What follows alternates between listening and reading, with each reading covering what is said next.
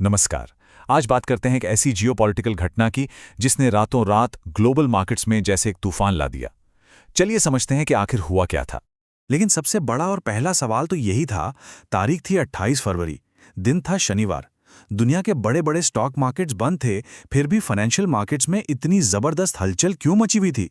ये एक ऐसी पहेली थी जिसने सबको चौंका कर रख दिया था। और ये हलचल कोई मामूली नहीं थी।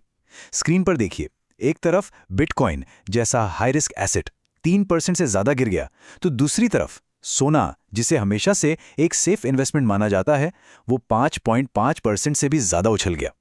बस यही जमीन आसमान का फर्क इस पूरी कहानी का सेंटर पॉइंट है। तो मार्केट में इस भूचाल के पीछे की वजह क्या थी? वजह थी ऑपरेशन एपिक फ्यूरी।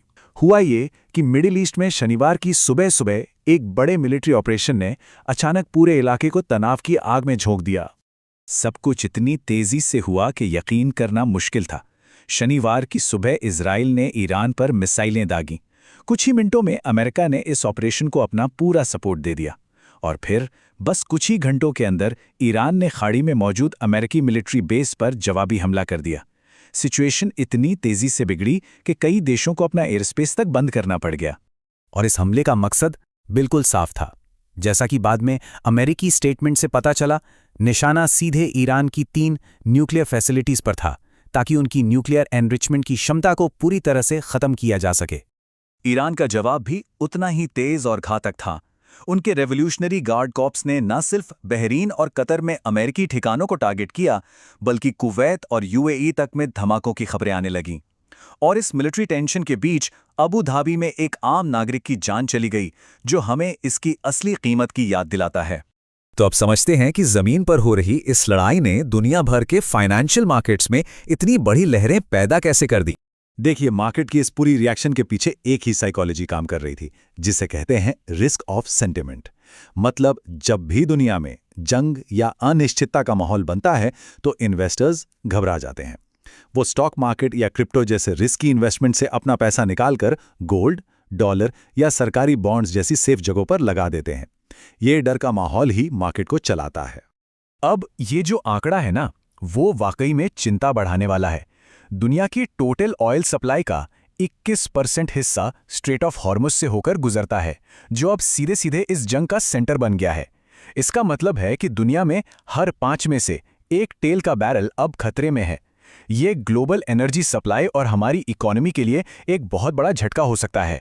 तो इस रिस्क ऑफ माहौल का अलग अलग एसेट्स पर क्या असर हुआ? जैसा कि आप देख सकते हैं, ऑयल सप्लाई रुकने के डर से क्रूड ऑयल के दाम आसमान छूने लगे। सोने चांदी की चमक बढ़ गई क्योंकि इन्वेस्टर्स उससे सेफ हेवन मानकर खरीदने लगे। और दूसरी तरफ स्टॉक मार्केट और बिटकॉइन जैसे रिस्की एसेट से लोगों ने पैसा निकालना शुरू कर दिया, जिससे उनमें भारी गिरावट देखने को मिली। तो ऐसे संकट के समय में इन्वेस्टर्स अक्सर अपनी कैपिटल को बचाने के लिए कुछ खास स्ट्रैटेजीज अपनाते हैं। चलिए उनमें से एक सबसे दिलचस्प स्ट्रैटेजी को समझते हैं। ये स्ट्रैटेजी है बारबेल इन्वेस्टमेंट अप्रोच। हाँ, इसका नाम जिम में इस्तेमाल होने वाले बारबेल पर ही रखा गया है, और इसका कारण बड़ा सिंपल है। ये आपके इन्वेस्टमेंट को 2 अलग अलग छोरों पर बैलेंस करती है, ठीक वैसे ही जैसे एक बारबेल के दोनों सिरों पर वजन होता है। तो ये स्ट्रैटेजी काम कैसे करती है? बहुत सिंपल है।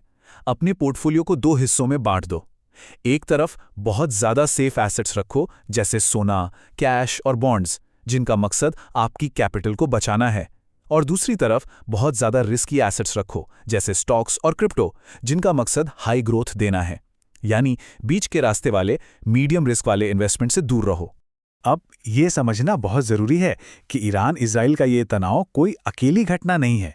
ये एक ऐसे समय में हो रहा है जब पूरी दुनिया पहले से ही एक तरह से बारूद के ढेर पर बैठी हुई है।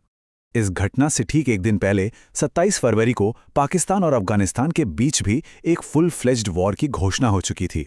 ये दिखाता है कि कैसे दुनिया के अलग अलग हिस्सों में टेंशन की चिंगारियां भड़क रही हैं, जो मिलकर एक बड़ी आग का रूप ले सकती हैं। तो अब आगे क्या, किन चीजों पर नजर रखनी होगी? पहली, क्रूड ऑयल की कीमतें। ये इस जंग के ग्लोबल असर का सबसे बड़ा बैरोमीटर होंगी। दूसरी, सोना और डॉलर जैसे सेफ हेवन कैसे परफॉर्म करते हैं। तीसरी, मार्केट में आने वाले दिनों में और ज्यादा उतार चढ़ाव के लिए तैयार रहें। और चौथी, इस बात पर ध्यान दें कि क्या इस लड़ाई में और भी देश शामिल होते हैं, क्योंकि उससे हालात बहुत ज्यादा बिगड़ सकते हैं। और आखिर में ये याद रखने सबसे ज़रूरी है कि ऐसे संघर्षों का असर सिर्फ फाइनेंशियल मार्केट्स तक नहीं रहता। जैसा कि इस चार्ट पर देख सकते हैं, इनकी एक बहुत बड़ी मानवीय और आर्थिक कीमत होती है। अरबों डॉलर का इकोनॉमिक नुकसान, दुनिया भर में ट्रैवल एडवाइजरी और ठप पड़ती सप्लाई चेन, ये सिर्फ आंकड़े नहीं हैं, ये सीधे तौर पर लोगों की जिंदगियों और उनकी जेब पर असर डालते हैं। और ये सब कुछ हमें एक बहुत ही गंभीर सवाल पर लाकर खड़ा कर देता है। जब दुनिया के अलग अलग कोनों में एक साथ इतने सारे संघर्ष भड़क रहे हों, तो क्या ये किसी बड़े और कहीं ज्यादा विनाशकारी ग्लोबल टकराव की सिर्फ एक शुरुआत है? ये एक ऐसा सवाल है जिस पर हम सबको गंभीरता से सोचना होगा।